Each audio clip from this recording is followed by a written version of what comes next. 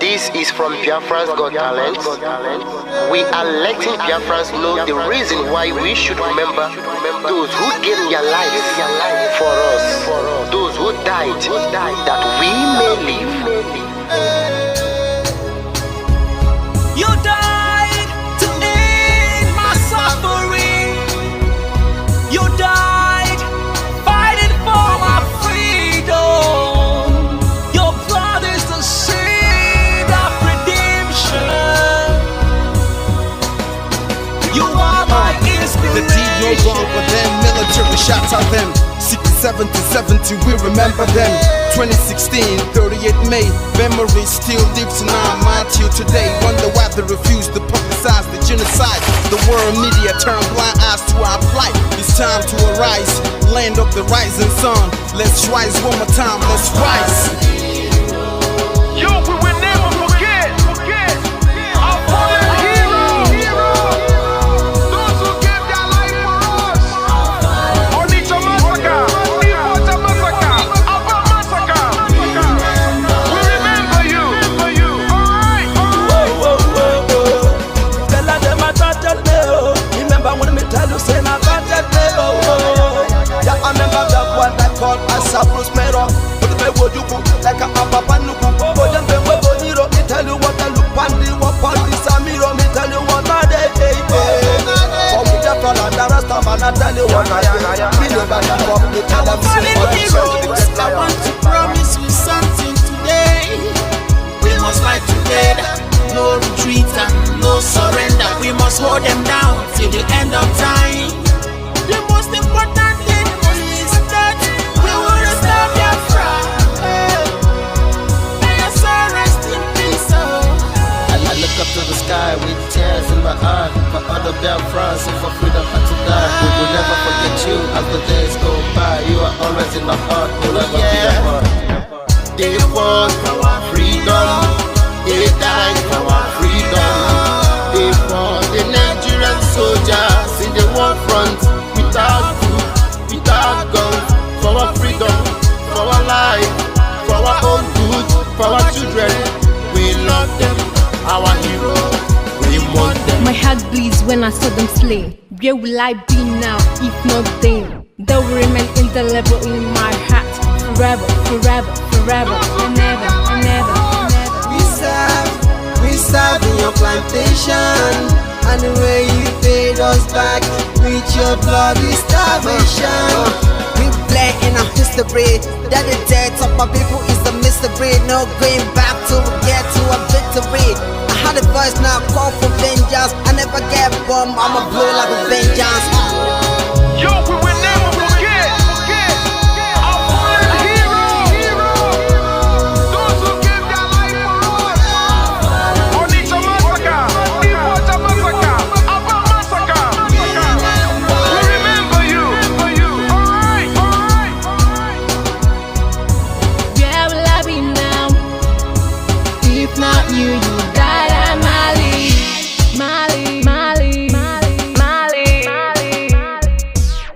They were starved to death because of our freedom, and they paid the debt for our freedom. Flag high for those that died in the genocide, fighting for you and I. There is pain in the heart, we bleeding inside, tears in the eyes of our fallen heroes. This is for my fallen heroes. Give them a motivation, people. It's like I'm looking at myself.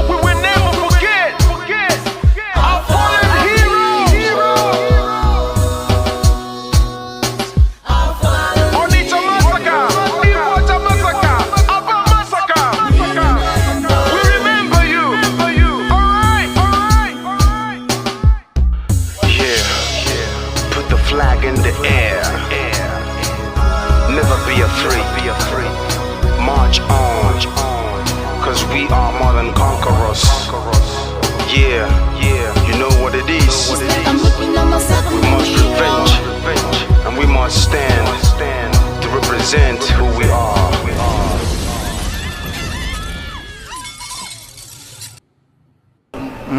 Akara m ihe mbe na-eme mbe si ma chọrọ ofu ukwu ehi ma nke ọzọ mụ achọrọ ihe niile ma ụkwụ ya ma aka ya ma isi ya ma olu ya anyị ga-adọbiri wee pụọ na nke onwe anyị tigata azụ etu anyị nọ tupu ndị ọcha wee bịa ebe a nwa aha obodo ebe a nwe ndị mmadụ n'ime tupu nwa bekee si ebe o si hapụ obodo ya ọ bịa ebe a ọkpọrọ onye nke ọkpọrọ okeke ọkpọrọ okafọ dakata anyị isi ọ sị n'ụbọchị nke taa na anya aha anyị wusi Naijiria anyị na-aza aha na-emeghị omimi n'ime ya ngwa gị gbasị biko kọwara m ihe Naijiria pụtara enwepụghị kọwara m ọmụa ga-aza aha osimiri ka osimiri ga-aza aha mụnwa n'ihi ihe anyị na-ekwuwu na ebe arụgidere ụlọ a na ọ jọgburu onwe ya ọ dịghị mma Naijiria agaghị emekọtanwu ihe ọzọ ihe ọjọọ emego n'obodo a arụ emego egbugo ndị be anyị aka na-egbukwa anyị ndị Fulani wee chere na mabata be anyị ka na-egbukwa ndị be anyị ruo ụtụtụ echi a na-asị m na ọ ga-adị mma oge ọ na-ekwu ka nwee mmekọrịta bụ nke ndị iro kọ nke ndị ụmụnne ha egosighị anyị ọtụtụ mgbe ha kpọrọ anyị asị onye ajụrụ ajụ na-ajụ onwe ya ha jụrụ anyị aja ama njụ onwe anyị agbanyeghị na anyị nwe ngwa ahịa n'ugwu Awụsa agbanyeghị na anyị na-azụ ahịa ebe niile dị iche iche na-eme nke ọma kama onye gara ndụ kpakụ onye ire rie niile ọ Ndụbụisi ka anyị na-ekwu okwu ya ka anyị cheghata azụ ebe a ruo obodo anyị ka o wee maa mma wee karịa obodo ndị ọcha na mma ọhịa anyị na-arịọ nwekwe n'ugwu nwee nkwanye ugwu n'ime onwe anyị ọnwa anyị pụọ n'iro a na-etigbu anyị pụọ n'iro ekwu okwu asị ọ bụ gịnị ma anyị ji wee ekwu okwu ụmụ ihe ndị a ka anyị sị na anyị agaghị anabatakwa ya ọzọ akụkọ akọrọ anyị bụ na ọkụkọ na ewu agaghị nzukọ ụmụ anụmanụ a na-emezi mgbe ọbụla a chọrọ ịchụ aja ejiri ọkụkọ maọbụ nwụchụ aja mgbe ọbụla a chọrọ ime ka Naijiria dị n'otu enwe ha na-eto esi wee kpam akpụrụ ndị Igbo ọ pụtara na anyị bụ ọkụkọ maọbụ ka ọ pụtara na anyị agaghị nzukọ mere ya bụ ihe eji eme anyị bụ ndị Igbo ụdị na ọbara ndị Igbo akpafu n'obodo Naijiria gaja ọ bụ site na akpamasị ihe na-eme anyị dịka ihe mere ndị ji oge mgbe gara aga etu akụkọ mba niile dị iche iche ji kpọọ ụmụ Izrel asị a na-egbu ha a na-egbu ha a na-egbu ha afọ niile aka na-egbu ha o wee ruo oge ugbu anyị asị na ogbugbu a na-egbu anyị na ọ dịghị anyị mma ọ ka mma na onwe ihe kwegbuo anyị nwu nwere onwe njem a nke anyị na-aga kama na na-esi etete n'ụtụtụ asị na onwe onye gburu ebe a onwe ha na-ekwu okwu o doo na nyere onwe onye n'aka ụkọchukwu n'ugwu Awụsa ebepụ isi ọnwụghị ofu ugboro ọnwụghị ugboro abụọ ọnwụghị ugboro atọ ọnwụghị ugboro anọ ọ bụ ruo ole mgbe ka a ga-egbugide anyị wee rue anyị asị mba na anyị ga-aga ka anyị nwee ike wee nwere onwe anyị ọ ka mma na anyị nwụrụ ebe anyị na-azọ nwere onwe tụbụ na anyị nọ n'ụlọ etu a mmadụ ibe mabata n'ime ụlọ mbịa bupụ m isi a sị na-achọghị ụdị nka ọ wụghị anyị maka onye si na ya ga-ata anyị ahụhụ ma ọ bụ na anyị fee arụsị anyị wee na-efe arụsị mgbe were iwe gị na ọmụma gị wee bịa leta anyị ụmụ anyị wee na-anwụsị ụfọdụ nọ n'ụzọ ije ha anaghị alọta ụlọ ọzọ nne na nna wee na-ata ahụhụ wee na-ata ikikere eze nwaanyị konye ka ọ gaa ubi gaa rụọ ọrụ Fulani chiri ehi bata ebe ala gị nne n'iyi okwu ebepụ ya isi anyị pụta anyị kpọpụ onye nwe anyị n'ugwu Awụsa ahụ ejide anyị wee gbuo ihe ọbụla anyị mara aka n'ime ha si maka ha aga n'ihu elekwa ọdụ ụgbọ mmiri n'igwe ọcha bụ ememiri ọya nke dị na Kalaba otu aka ahụ anyị na-ala nsọ ebe Biafra bụ ndị kọstọm sokwenye anyị n'etiti anyị anọghị n'ime mmiri kama kọstọm juru ebe niile ha wee na-ata anyị ahụhụ anyị kwe sịpụta anyị ka kpọchie anyị kwe sịpụta anyị ka gbagbuo anyị onye nwe anyị na Chineke na nke bi n'igwe ọ bụ ụzọ dị anya ka isi na-ekwu ndị iro anyị n'anya wee karịa ndị nke gị akwa anyị bụ ụmụ Chineke akwa ọba aha anyị ka anyị na-aza akwa ọba anyị nwe na-aza ike Chukwu akwa ọba anyị nwe na-aza amara Chineke akwa ọba anyị nwe na-aza Chisom akwa ọba anyị nwe na-aza Chizọba nna nke dị nsọ onye ime eluigwe dịka otu onye iro dị na anyị bụ ụmụ gị bịa ka iwe zọpụta anyị bịa ka iwe napụta anyị n'aka ọjọọ ihe bịa ka iwe lụọrọ anyị ọgụ bịa ka iwe dịtụ ozu ọ bụ ọkọwa mgbe e milere Goliat Chineke nna nke igwe ruo ememiri Fero site otu a mee ka Fero ka ọ guzo n'ihu ụmụ ndị anyị ga-ebite o wee taa akọkọ igiri ụtọ ọzọ ị ga na-edu anyị n'ụzọ niile nke ezi omume ọ bụla adịghị na anyị na-aga ndagwurugwu onyinye ọnwụ ọ bụ nwa bụ ekele eluigwe n'ụwa nwunye ọbụla kere gị nweghị malite nweghị ọgwụgwụ kama anyị onwe anyị bụ anọkwa ahụ ofu ụbọchị anyị ga-anwụ n'ezie kama ma akpọ na okwu gị na-anọgide ebe mgbe ebighị ebi ọ bụ ya mere anyị ji were gị n'anya isi anyị wee na-asị nna nke dị nsọ bịa ka iwe gosi anyị Biafra na ndụ na abụghị n'ọnwụ bịa ka iwe mee ka ebe gị na amara gị wee kpuchiri anyị ka uwe bịa ka iwe zọpụta ndị nke gị bịa ka iwe mee ka Biafra wee bịa ka anyị na-ewetụta na nsọpụrụ na ịja mma site n'aha gị onye bụ Chukwu nke abịa ma Welcome, welcome, welcome. Thank you for joining us on this very evening section. I appreciate everyone that has connected wherever you are connecting from. Like and share the program. Share to family and friends. Share to your neighbors. Call somebody to join us so that we can be able to have a very quick discussion and also give some briefing as we always do every evening. My fellow Biafrans, I appreciate every one of you. And for those who are joining us for the very first time, I want you to know that in this platform, we do not come here to instigate violence. We don't come to this platform to preach hate. We do not come here to attack people or individuals. What we do here is to promote the cause of Biafra. It doesn't matter the group you belong. It doesn't matter where you're coming from. As long as you are genuinely presenting a matter of Biafra, we are going to be with you and we will help you to promote the cause. Our mission is Biafra or nothing. So I appreciate everyone who are connected. Please like the program as you join. Like and share. Like and share. Very important, you like and share. That is how to reach to other people because a lot of things are happening. A lot is happening. Biafra land under siege. That is our discussion this evening. Biafra land under siege. Deception, diplomacy, the detention of Nnamdi Kanu. We will continue to speak and we will continue to express ourselves at every opportunity that we have. A lot of things are happening and we must not keep silent and pretend that these things are not happening. There is no way we can keep silent and pretend because what is happening in Biafra land today is terrible. Every day new things are happening. But the most painful is that today our enemies are using our brothers and sisters to fight us. We are the enemy of ourselves today. Look at all the attack that is going against Biafrans today. It is Biafra against Biafra. Finally, Nigeria has been able to manipulate some of us. And today we are the one fighting the battle for Nigeria against Biafra. The manipulation is so big that in all front, it is the Biafrans fighting against Biafra.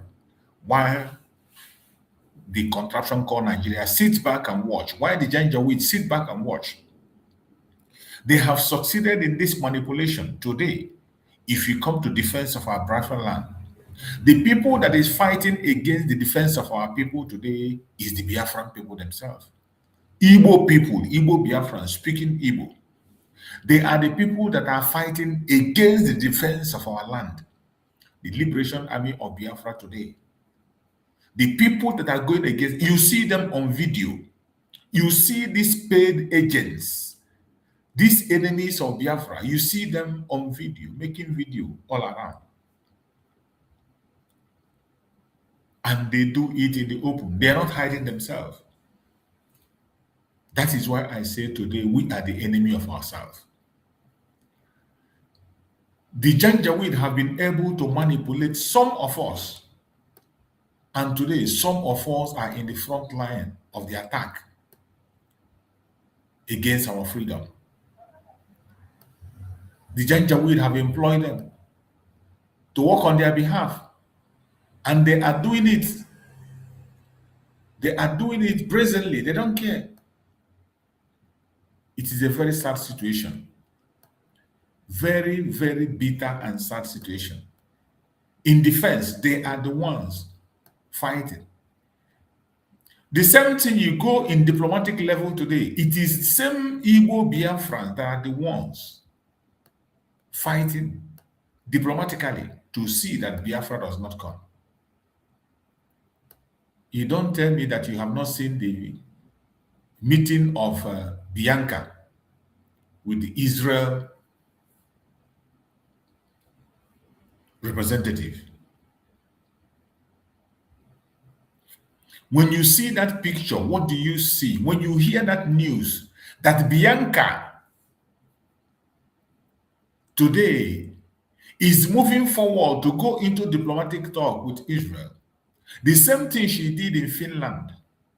You know, when Nigeria tried to fight us in Finland, they tried to stop us, whatever. They did everything they want to do, but they could not succeed. They tried everything, they could not succeed. But at the long run, what happened?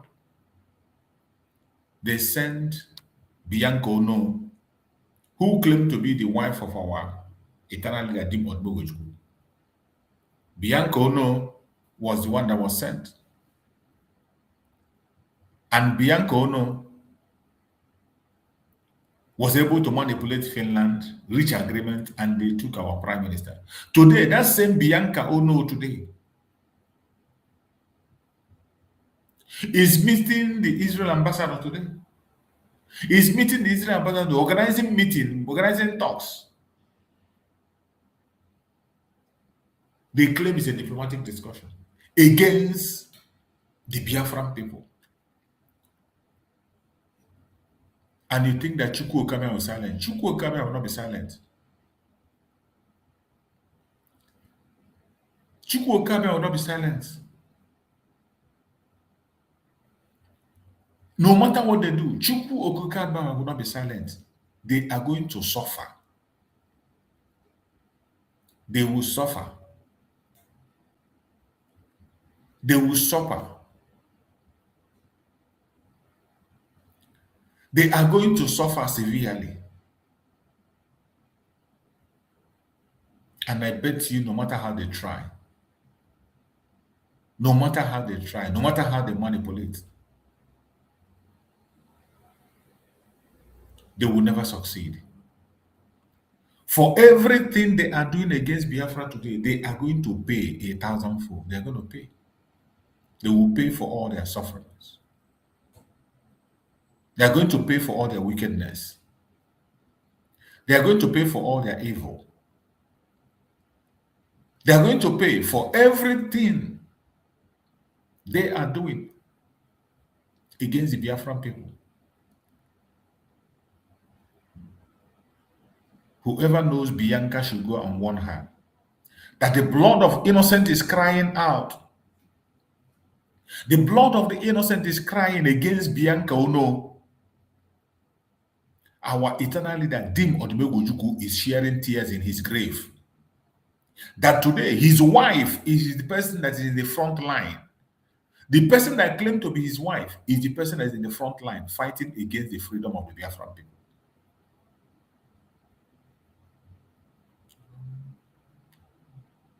We will never, ever be silent.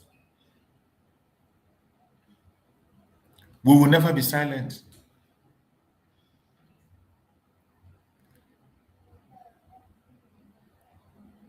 Chukwu Okike Abiyama will not be silenced, and the blood of the innocent will continue to chase her any place she goes.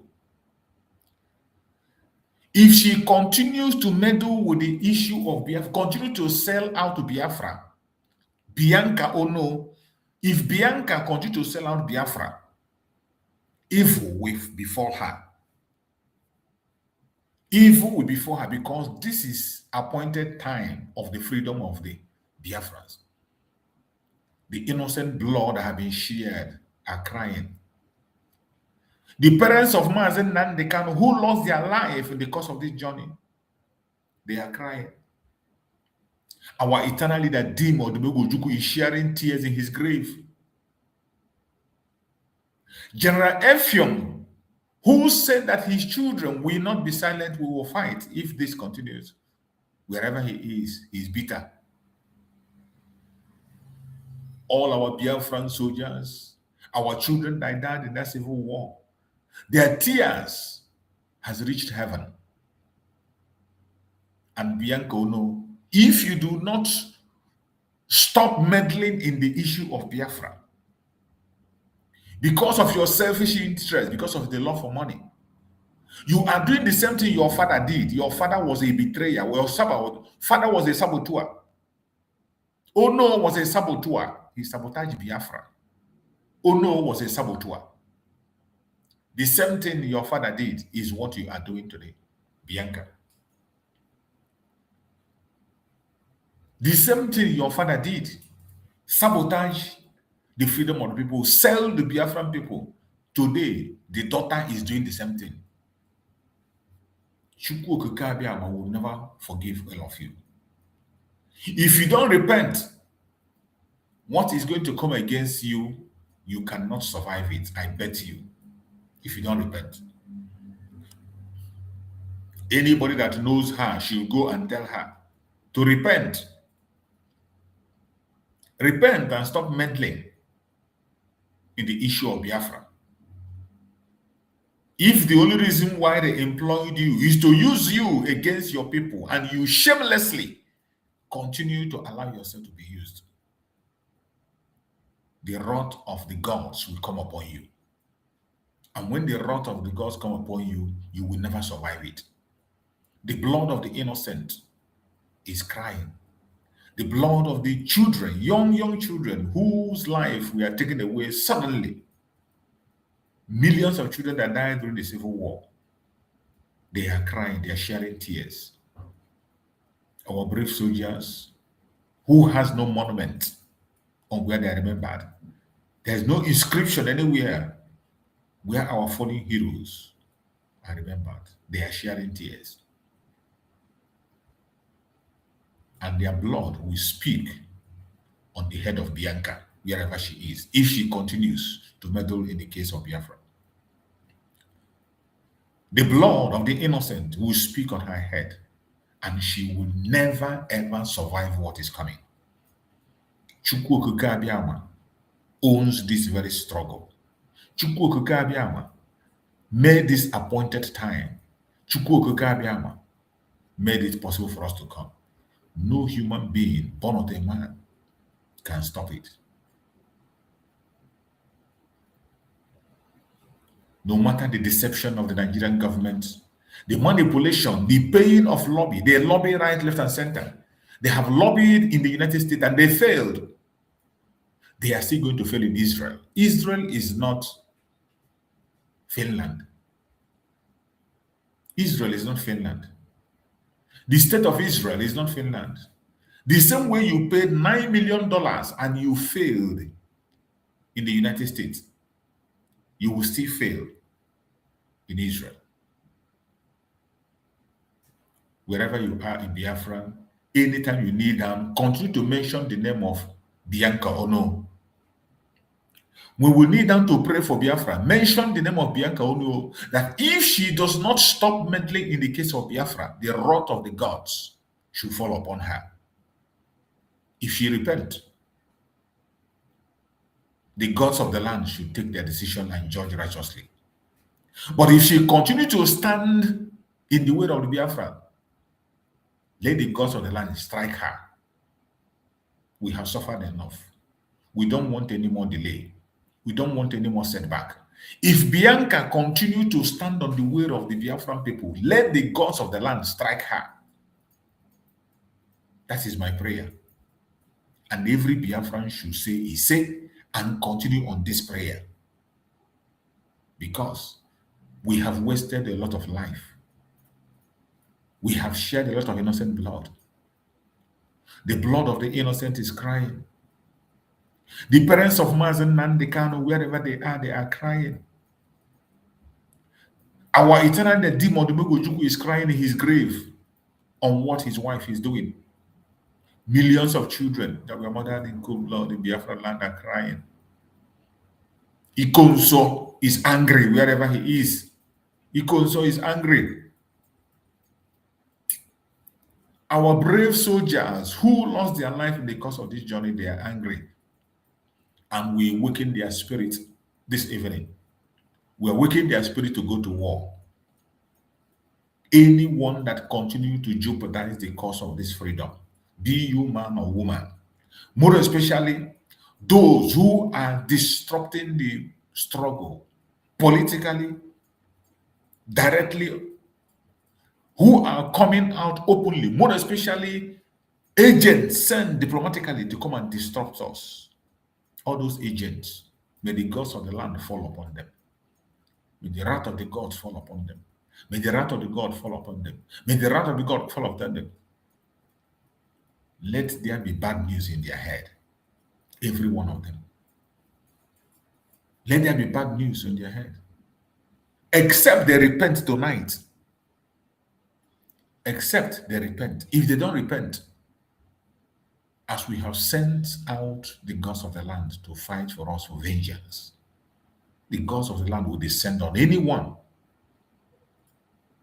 who is fighting against the restoration of Biafra directly, wherever they are. If you don't know you are doing it mistakenly, it's a different issue. The gods of the land will open your eye to know that you are doing the wrong thing. But if you are intentionally with your two koro eye and you're fighting against the restoration of Biafra, the God of the land will strike you. It will not take long. The news will come. It will not take long. We have suffered enough, and we can't afford to suffer. This deception is so much. We cannot fold our hand and watch somebody again push us back. After our sister Bridget have done a wonderful work in Israel, and our case have entered the parliament in Israel. Just when our case have entered parliament in Israel, Bianca appeared. We say back to sender. Whatever Bianca is going to be used to do, whatever Bianca is coming to do, we say back to sender. She will fail the same way she failed before. My fellow Biafrans, do not forget that we have a mission. Continue to pray and continue to do everything you can do to make sure that our voice is heard. As we proceed on the program of today, don't hesitate to continue to do your own part. Remember, our Prime Minister, Mazi Simon Ekpa, fundraising is going to come up tomorrow. That fundraising is mainly for Mazi Simon Ekpa court. It is not for any other thing. For the international lawyer of Mazi Simon Ekpa. Mazi Simon Ekpa Njoko did not have a lawyer all this while. The lawyer he was using is pro bono. That was why they could not be able to tender most of the evidence against Nigeria. None of the evidence was tendered. We cannot fold our hand and allow Finland to be manipulating things. So I thank Chukwu that the group of people have come together to make a move to get a lawyer. In fact, the lawyer has been gotten already, which I shared the video. The video is still available. You can still go and hear what the lawyer said. The lawyer is not going to stand for Mazi Simon Ekpa inside the Finland court, but he has to be on international relation. The External Affairs Minister of Finland, consultation to the External Affairs Minister of Finland, to the EU, to the United Nations, and to the United States. That consultation will force Finland to follow the rule of law, because the right of Mazi Simon Ekpa was abused.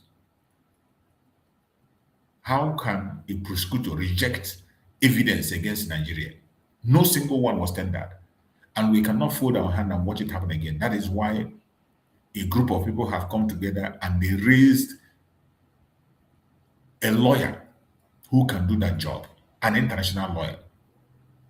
So please, no matter the group you belong, no matter what you believe, no matter what the main agenda is our Prime Minister, Mazi Simon Ekpa. If you love him, come to that fundraising and give your widow's mite for his lawyer tomorrow. And remember his court on the 28th. His appeal is on the 28th, on the August 5th, not 28th, August 5th. 5th of August. 5th of August is the case of Mazi Simon Ekpa. And that day, every one of us need to be available in Finland. Get your ticket on time so that you wouldn't say they didn't tell you. Get your ticket now so that you come there to represent yourself. It is very important. I urge every one of us to stay in. Don't allow yourself to be found wanting. Whatever you can do to present Biafra before the whole world, please continue to do it. This battle is not for one person. It is not for one group. It is for every Biafran, no matter the group where you belong. We will fight it until we win it.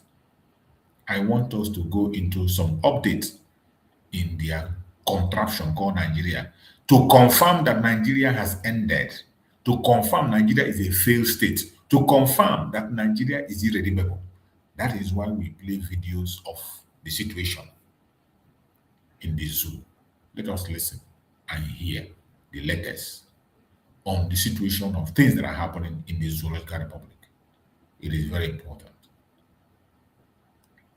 From Adamawa State, where families are grieving after Boko Haram insurgents launched a deadly attack on Madagali local government area, this time striking the hometown village of Adamawa State Governor Adamu Umaru Fintiri. The assault occurred late on Tuesday night around midnight, leaving at least 18 to 27 people dead, with dozens more affected. Among those killed was a cousin of the governor Fintiri himself. Several houses were touched during the attack, and many residents fled to nearby villages for safety. They came into our community and pretended to be military personnel. Shortly after, some followed on motorbikes that started shooting. We need strong gun because these people, they have a strong gun. And our boys here, some of us are not sleeping. We are hurrying, we are going about in the bush. I mean, this is the fourth attack in Madagali in just 5 months, following incidents of these, attacks in October, November, and December of 2025. Security forces describe it as a joint operation by Boko Haram and ISWAP, both of whom continue to use the Sambisa forest as an operational base. Governor Fintiri visited the affected community on Wednesday to assess the damage and console grieving families, condemning what he called cowardly acts of terrorism and vowing to restore peace. I mean, Dr. Bati, 4 attacks in 5 months on the same local government area. I mean, this doesn't seem like a coincidence. It appears to be a pattern. And, it demands for more, than just condemnation from our government officials. I mean, it demands more action. I mean, we're seeing the governor's family also attacked. The governor's village also attacked. This is coming nearer home day by day, the security forces. And like I said, I'll continue to highlight these insecurity that is plaguing our nation for the security forces. I believe this whole week alone, every single day there's been a death story in Nigeria. When are we going to rest? When is that going to stop? Which underscores the seriousness of the problem that we face. Whether you are a king or you are a village head or you are an ordinary citizen, nobody is safe. Which makes the case a strong case for this call for state police and strengthening the security agencies in the country so that they can do much better. There's something that the military have just launched. They call it Operation Savannah Shield, which is supposed to be a combination of all the armed forces, doing a lot more in terms of. But this kind of story is tragic. So tragic. I mean, the average thing you can do for a citizen or for any community is the security of lives and property. People can no longer sleep peacefully in their homes, whether it's in a war. I think yesterday we had a story from or it is from any other part of the country. And I think that the security agencies have their work cut out for them. And now we have a new Inspector General of Police. The primary duty that he will have will be to fulfill that mandate under the Police Act and the Constitution of ensuring the safety of lives and their property, and for government to give them the necessary resources to be able to do their work. We commiserate with all the affected families, and the state governor. But the thing to do is to make sure that Nigerians can feel safe, which is one promise that President Tinubu has made. Well said, Dr. Badere. May their souls rest in peace. 27 people in Adamawa State. Can I just make a point based on the reports that the man said? He said something around the weapons that these terrorists use. He was saying that if only they had better guns that could match the weapons they came with. And that makes a case for who is funding the terrorists. Where are they getting these sophisticated weapons from? We've talked about the porous borders, we've talked about proliferation of arms, but I believe that we cannot have the conversation around fighting against terrorists if we don't go after the financiers, if we don't go after those who are funding this. Because as long as there's a lifeblood for it, where people are able to buy them more sophisticated weapons that sometimes even the Nigerian military has, then we will continue to have this issue. So we cannot just say, we want to go against them. Let us go after the big ones, the ones behind it. I think that's just mentioned that. And then, like Dr. Mattis said, state police, the governor himself said, we're going to fix this problem. He cannot do much. He's the chief security officer, but cannot do much. So hopefully this is the case for the northern governors to really come on board and support state police. Yes, these are not just headlines. 27, these are our Nigerian citizens. 27 people died on Tuesday. Unfortunate, really. May their souls rest in peace. Meanwhile, in Benue State, U.S. Christian missionary Alex Baber has released a 5-minute video accusing the Benue State government of corruption and sabotage of private humanitarian efforts. Baber claims that after personally funding and supervising the reconstruction of 35 homes for survivors of the June 2025 Yawata massacre, the state officials attempted to block him from rebuilding the village market, insisting on an inflated cost of 300 million naira. In a now viral clip, Baber states that the Commissioner for Humanitarian Affairs, Awando Wase Kunde, publicly dismissed his work, claiming only 18 uncompleted homes had been built. Let's take a look. Mr. Kunde, instead of commending and praising the work that is done in your state, you spit. You intentionally lie about the work that has been done in order to discredit what we've done. You are talking of 36 houses. The best of my knowledge, the last time I was there, he raised 18 uncompleted 18 houses a year. You know that it's been more than 18 homes. If you've been to Yawata, you know that the work has been ongoing for months. And at this point, dozens and dozens of homes have been completed. But then you want to tell the news and you want to lie and try to discredit.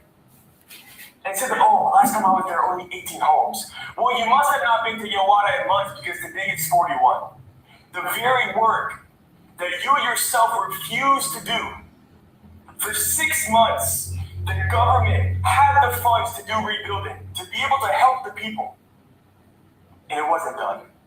You sat on the money that was supposed to go to the ones who lost their families, who were massacred in the night, who now have no home. And you chose to do nothing. And we come, we do what you guys refuse to do. And your choice is not to uplift and to praise, but to spit on what we've done. I don't know who gave him 300 billion projects to build market. It's laughable. We don't have such. If you have any 300 billion project that the ministry write to him or whatever, he should come. Mr. Kunde, you say that you have no clue who talked about a 300 million market.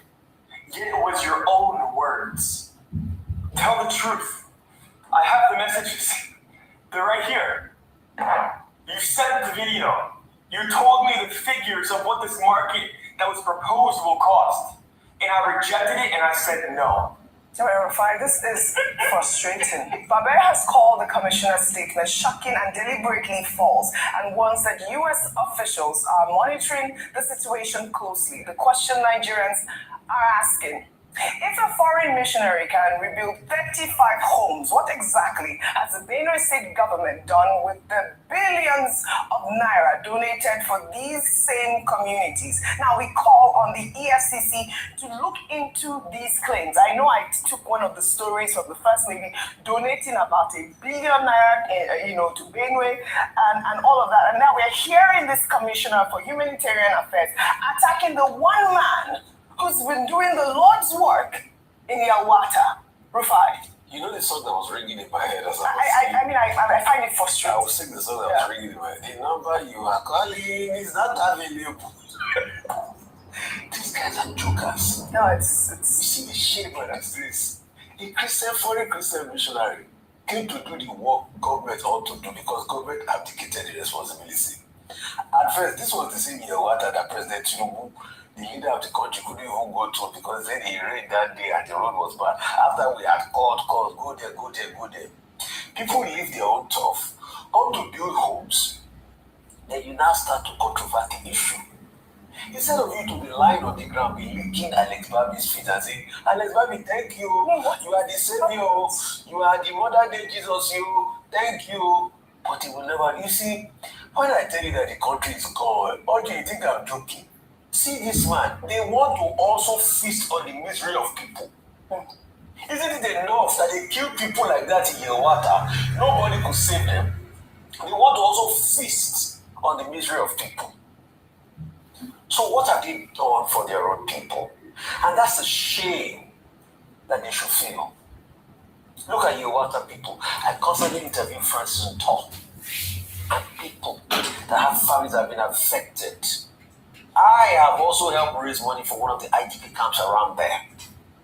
But these people are not concerned about the people. See, Oji, today, you know what they do? They get into government just to get privileges and they get money and resources. And once they get the money, they move on. So the missionary that raise money from abroad, they will want to tell him an inflated figure because all they believe is shop the money, just bring the money, let's shop. And that's why you see their lives are never better. Oji, speaking of Adamawa, it will happen again. See, another thing I want to also tell people, because I see that we are getting ahead of ourselves in this conversation about state police. We're being delusional. If you have state police, it's not going to change anything. Once you have an established culture of impunity, nothing is going to change. Because if the federal forces, there's been allegation of infiltration, how are you not sure they're going to infiltrate the state forces? Until we collectively rid our society of this level of terrorism, nothing will move further. Look at Swinton. He has just decamped to the APC as they are close to the center now. Does it stop the state from being attacked? No. The answer is no, Rufai. The answer is no. I don't know if you wanted to chime in quickly on Babe's story, Ayo. Yeah, thank you so much for bringing up OG, because when I watched the video, it was shame that covered me. Shame because it's almost the story of the Nigerian government in many instances, whereby there's a dereliction of duties that people, whether it be internally, home, come gather money together, or internationally, and then rather than appreciate the efforts of Alex Baba, it was a trade of, you didn't do this, what did you do?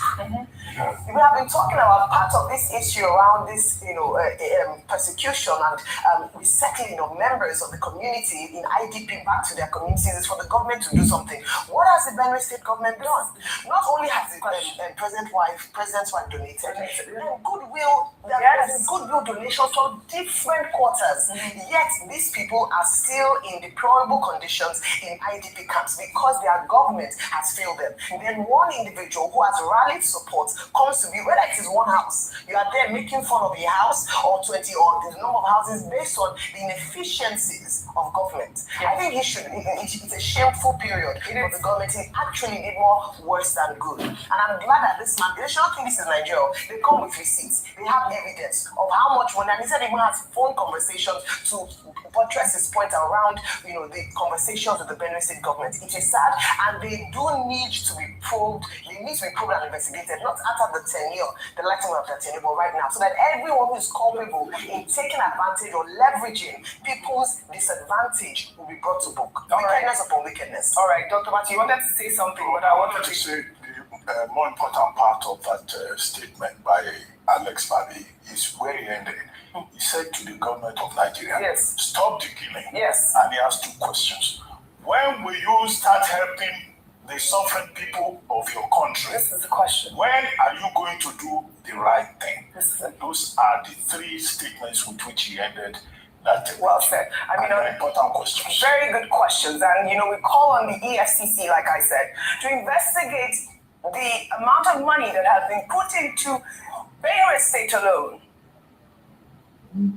Now, we'll take another story now.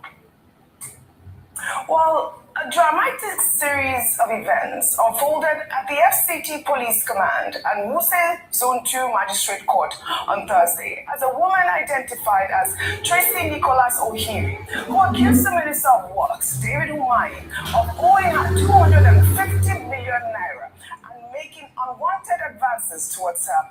She sought to recover her funds, was arraigned on defamation charges. In a statement posted by activist Omoyele Sowore, the court granted her bail. But what followed was a troubling display of alleged judicial interference, with her case file mysteriously disappearing from the court registry. Armed mobile police officers arriving at the premises and attempts made to transfer her to a custodial facility in Kefi, Nasarawa. Well, let's take a look at the chaos that unfolded at court premises.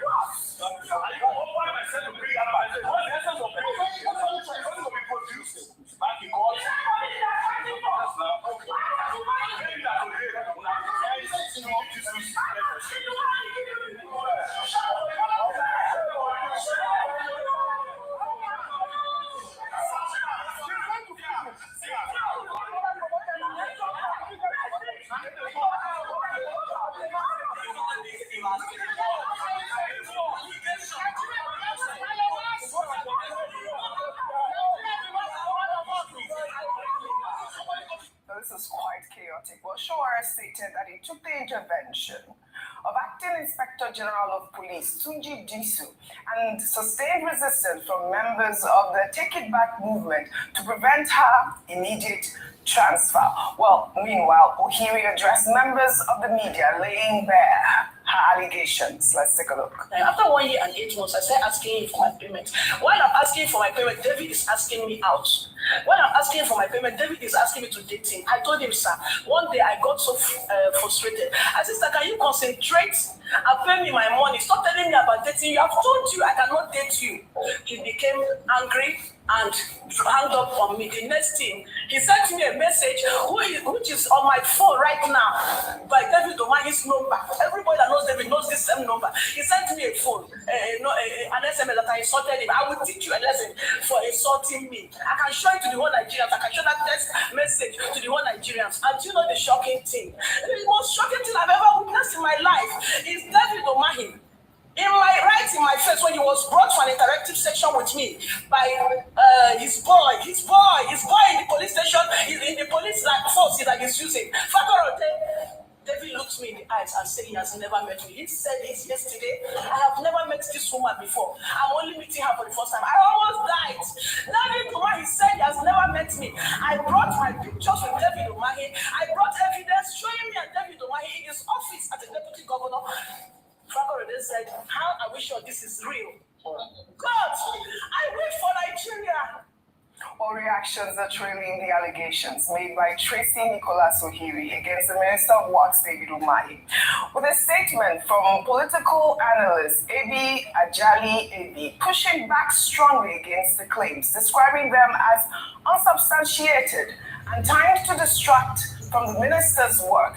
The statement questions why Ohiri waited nearly a decade to go public, arguing that a legitimate debt of that magnitude would have been pursued through the courts, not social media. And I'll read an excerpt of his statement there. He wrote, "Let us break this down systematically. 1.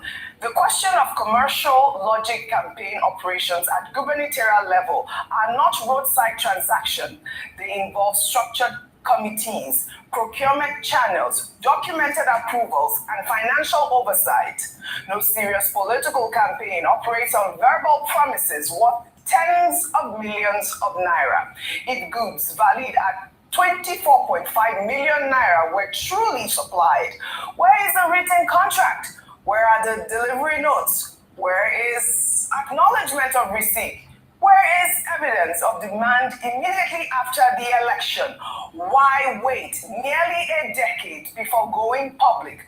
Why election time? Business transactions of that magnitude do not survive on memory. They survive on documentation. The claim that such supplies were executed without advance payment or legally binding agreements stretches credibility beyond reasonable limits. Well, the statement went further to warn against the growing trend of, using viral videos as substitute for legal process, and calls on Nigerians to distinguish between genuine whistleblowing and what it describes as weaponized publicity. Dr. Abati, I just had to sum up the whole conversation that has been trending on social media. On one hand, we see Showere going to, try to help this woman secure her bail. And then, these allegations were very weighty allegations. But you had the minister yesterday when we took the story saying that, he doesn't know this woman. Even she also admitted that he said he didn't know who she was, which is, quite strange, Dr. Abati. Okay, one, the matter is already before the court. Yeah. Now, she has been granted bail, right? Now, the court is a place to pursue the matter. Yes. Parties involved need not resort to self-help. That's number one. And the social media is not a courtroom. In fact, to take a matter in court and be fighting it on the social media may amount to, just taking your matter into your own hands. You go to court, and the court will only make a decision one way or the other based on evidence that is provided. The ABAB guy that wrote the statement on it, he also has a point when he says this is a commercial transaction. If you are being owed money, then you pursue it. Now the figures are even confusing. In some reports, you will see 24.5 million. In another report, you see 304 million. I think you mentioned 250 million. All those details are things that can be sorted out in a court of law. Now, there is the gender narrative there. My time too well. He came to my room. Dr. Martin, watch this video. No, I think, she's a married woman. Yes. So what is she doing in a hotel that another man will tie to well and come to her room? Those are the questions a lot of Nigerians are asking. These are questions that will be sorted out that lawyers can argue about. So, and then this gender card that will play all the time, many people will take a decision on the basis of that. If you are aggrieved, if you have contractual issues, if transactions go wrong, the place to go is a court of law. Okay, Rufai has his hands up. Dramatizing it will amount to contempt, either in the face of the court or away from the face of the court, especially here. Rufai, go ahead. Doctor. 2 minutes, Dr. Rufai. This is straightforward. It's straightforward something. We'll break it down for you, doctor. You see, what are you breaking down? You cannot decide Let us talk. Doctor, you will know. Let's break it down. The bone of contention here is the high-handedness of what? Of the security authorities. You remember the case of what's it called? What's his name now? as well. It was the high-handedness we talked about. You charge her for defamation. There's civil and criminal. What we are saying is you charge her for defamation. They came to bring her all the way. Then they put her in front of the police authorities and put her in front of my, and they started to humiliate this woman. It was when they were doing that, she called in Shuwore.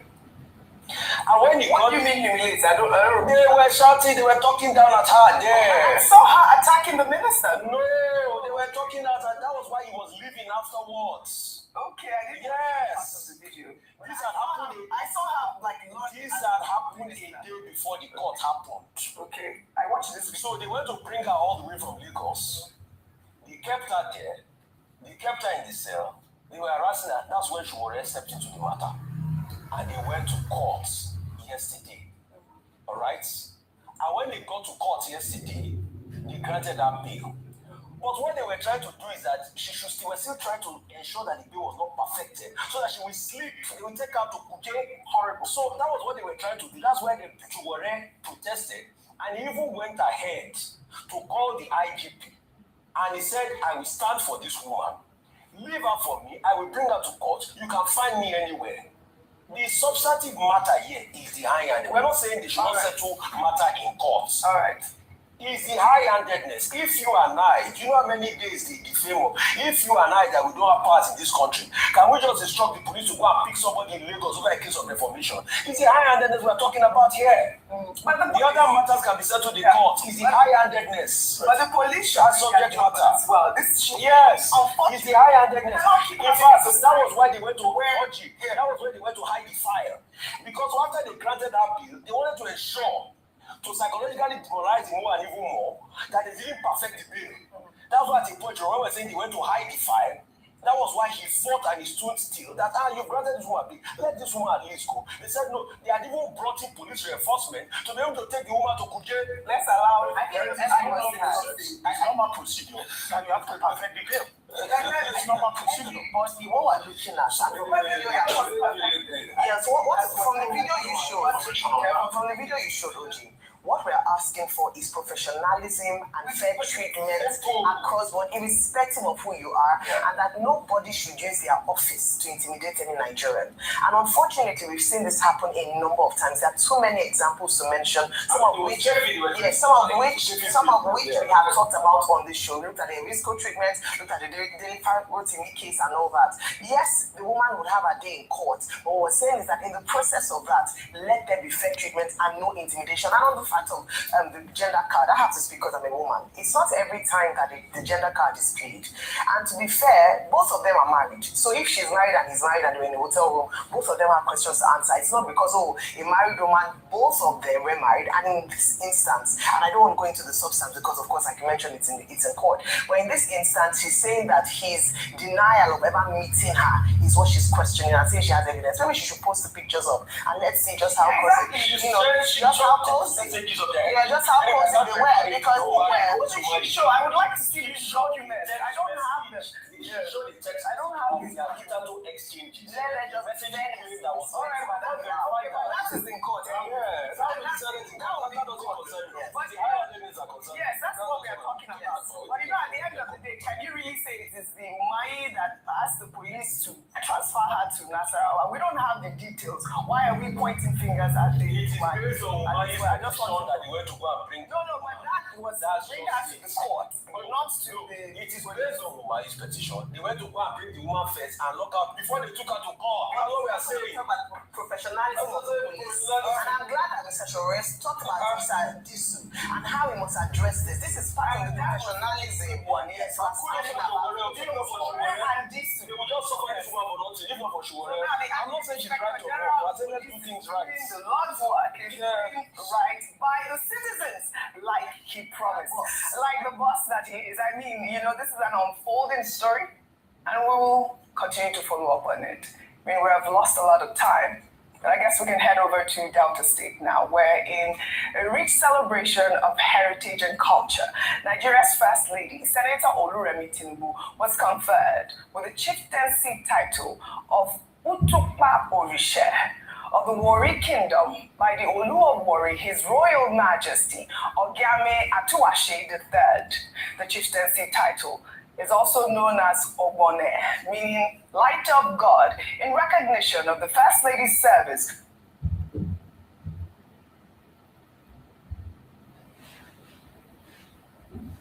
Powerful moral voice has once again entered Nigeria's political conversation. The Catholic Bishops' Conference is warning that Africa's largest democracy is drifting deeper into insecurity, economic sabotage, and what it calls a troubling decline of democratic values. In a strongly worded communique issued here in Abuja, the bishops did not just raise alarm, they pointed fingers at leadership and at politics driven, they say, by power, not purpose, and a system where institutions meant to protect democracy, from the Electoral Commission, INEC, to the judiciary, are increasingly viewed with suspicion. They speak of massacres and mass burials, of terrorists emboldened, of voters staying away in record numbers, and of a nation rich in resources yet crippled by corruption and poverty. Even more striking is the suggestion that delays in prosecuting terrorists or reintegrating so-called repentant fighters risk creating the impression of complicity. The message to President Tinubu is clear: act decisively and act now. So, are these concerns justified or overstated? Is Nigeria truly at a tipping point? With more on this, I'm joined now in the studio by a leading member of the Catholic Bishops' Conference of Nigeria, John Cardinal Onayekon, Archbishop Emeritus of the Catholic Diocese of Abuja. John Cardinal, thank you very much indeed for coming. Thank you very much, Charles, for a very brilliant summary of our communique. I'm just wondering what is left for me to say. Well, to be quite honest, I simply followed your communique. So the brilliance goes to you. And your Bishops' Conference says Nigeria is drifting into insecurity, economic sabotage, and democratic decline. Is this country already mired deep in crisis or approaching one? Before I answer that question, permit me to remind our viewers, and I hope also remind those in power who may be still listening to us, that this communique is not a political statement. It's a document that was fashioned with a deep love of Nigeria in mind, with honesty, and I also say with deep Christian faith. Imagine a group of almost 70 prelates from different parts of Nigeria and different ethnic nationalities who come together and are able to endorse this kind of communique. And I believe that we believe that we are reflecting what is actually people are saying on the ground. Because bishops are on ground. I like to say we represent the people in what we say more than what's happening in the National Assembly, which is supposed to represent the people. Well, that's part of our major problem, that we're no longer sure that our representatives, the National Assembly, represent us, both in the priorities they set, in the decisions they take. And so, why I'm stressing this is so that government should not look at what we are saying as the rantings of some political organizations. We have no intention of taking over government. Not at all. So, if anything is driving us, it is purely the love of our nation. And we have what we consider like a prophetic role, namely to speak truth to power. We don't speak carelessly. We don't speak carelessly, but we are not afraid to say to to voice out the truth in clear terms, not to put down anyone, but to let people know this is what is facing us.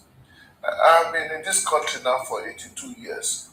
60 of them I was quite aware of what is happening. And I'm not the only one who is feeling that this is not the country we lived in before. Not that, when we say not the country we lived in before, this country is worse than it was before, on many aspects. Of course, there are areas where they seem to be, there will be where we seem to see indices of progress and so on. But there are other areas too where we really are very sad. And I'm particularly sad in the area of the political institutions, right? Elections. We watched, we studied the data of INEC, and from 1999 until now, every election, voter apathy was going worse and worse and worse. And we interpreted that to mean people have no longer trust in the election. Well, let's take all these things systematically, because what you're saying, and I'm glad you put that disclaimer at the top, because a lot of people are very quick to, give interpretations that undermine the reality that you're essentially trying to bring, the people and the government into. Nevertheless, you said this is not a political statement, which is understandable, but your communique blames bad leadership and what it called a distorted understanding of politics. Tell us more about what you and your fellow bishops believe has gone wrong at the highest levels of governance. It did not happen in one day, and obviously it did not happen because of Tinubu. This cumulative, this deterioration and this deterioration has been going on. Like I mentioned today, if you take the incidence of the number of Nigerians who come out to vote, we find that they are less and less and less. The last election, 23% of registered voters showed up. Surely. You mean the last general election? The last general election, 2023. Right. That's what we are told from the INEC data. Which means whoever emerges as winner has been elected by a very small minority of Nigerians. What kind of democracy is that? And I think those in power ought to understand, therefore, that we have to face how do we make sure that election begins to be acceptable by the people, popular by the people, people that will want to leave their home and go and vote for the election. And do you believe that the reason why there's such voter apathy is because of a loss of faith in the system? Well, certainly, first of all, some of the people were not even allowed to vote. There was a lot of there was quite a lot of manipulations. I still remember many young people making pilgrimages to the INEC offices for many, many days to collect this famous voters card, and were not able to get it. They come and they find, they showed up in a big house, in a big room full of businesses, full of voters cards, and they can't find your own. So many people were disenfranchised simply because of that. And then there were those who just felt there's no point going, because even if we vote, they are not going to count our votes. And I think it is not good for us. If we do not want democracy, maybe we should say it, pump and clear, and say, look, this system doesn't work for us. Let us look for another system. There are other systems. There are other ways of running government. Our tradition and other ways. And there are places where government is run by a family. Is that what we want to take? If we say we want democracy, we should be sincere. I think a lot of people would agree with you that when voter turnout becomes so worryingly low, that democracy starts to lose legitimacy, basically, at that level. But the bishops speak of senseless massacres, your communique, and communities living in fear, even as you raise questions about whether the government is truly in control of the security situation in this country. And you suggest that there's a perception of complicity when terrorists are not prosecuted or are reintegrated. So in your assessments, the government is either complicit or soft on terror. Before I come to terror, permit me to go back a little bit to the last point you raised about the quality, legitimacy, right? Quality of elections. Right. One would have expected that the National Assembly would be as anxious as its we bishops are, and as anxious as the rest of Nigerians are, for a review of the electoral law. But we don't seem to see that. Why do you think that's the case? Well, your guess is as good as mine, but I don't want to impute any bad feelings on them. But it obviously they seem to be happy with the status quo. Well, they would argue that they've actually moved the electoral laws forward, that they've added things that weren't there and improved on it. But not enough. If you read our communique, you will notice the areas we are referred to. For example, we refer to how do you ensure that an incumbent government that is also imparting the election, how will you ensure that that kind of government can conduct a free, fair, and impartial election? It is not rock science. Other countries have managed it. It also that is where we are saying that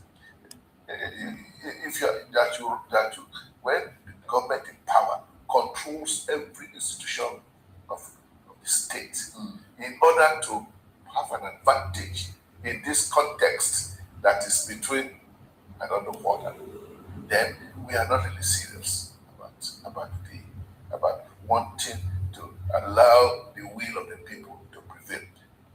We will come to the more serious issue. Well, they're both serious. Yeah, they are both. So the other serious issue. For a long time, when I mean a long time now, for the past 3 years, we keep hearing government telling us that they are on top of the situation. But what we see doesn't reflect it. And it's interesting and amazing when we once went to the villa to speak, and President Tinubu, we thank him, he gave us audience. And we raised the issue about security.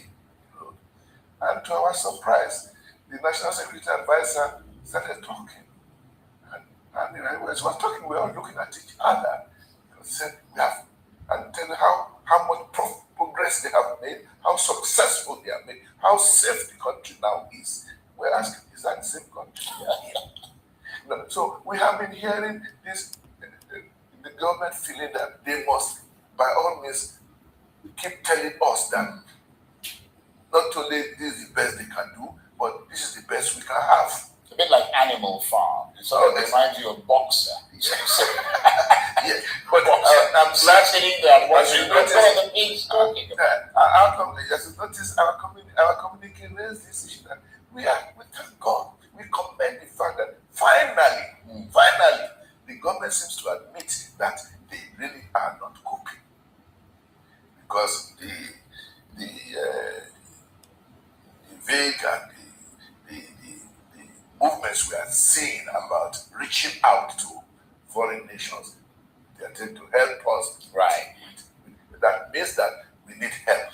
But that craze is over. Well, I mean, you acknowledge some steps by President Tinubu, including declaring a security emergency. But you said the results remain grim.